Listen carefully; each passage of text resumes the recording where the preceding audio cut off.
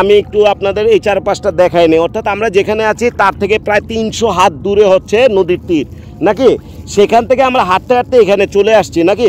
এই যে আপনার পিছনে দেখাচ্ছি একটি লঞ্চ আসতেছে, এটি সম্ভবত এটি এটি এটি হচ্ছে গ্রিন ওয়াটার নাকি, এই যে গ্রিন ওয়াটার লঞ্চ, এখানে যাত্রী এই যে নামাবে, এই যে সদরঘাট থেকে আসছে, এই যে 7 নং ঘাটটা, এই 7 নং ঘাটে নামাবে।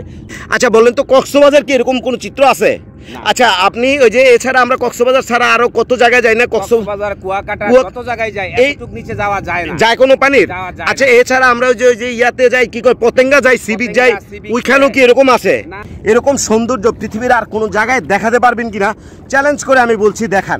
এত নয়নবিরাম পৃথিবীর মানচিত্রে নৈসর্গিক সৌন্দর্যের রানী হিসেবে মতলব উত্তর উপজেলা যে শ্রেষ্ঠ হবে তার একটি অনন্য জায়গা, যেখানে আমি দাঁড়িয়ে অনায়াসে কথা বলছি।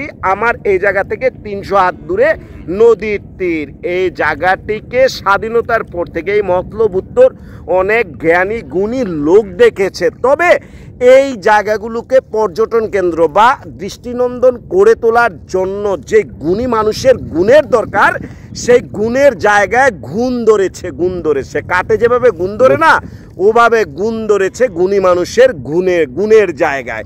আমরা শীঘ্রই প্রত্যাশা করছি মতলব গজারিয়া ঝুলন্ত সেতু বাস্তবায়ন হয়ে গেলে এই আকাঙ্ক্ষারও প্রতিফলন হবে ইনশাল্লাহ।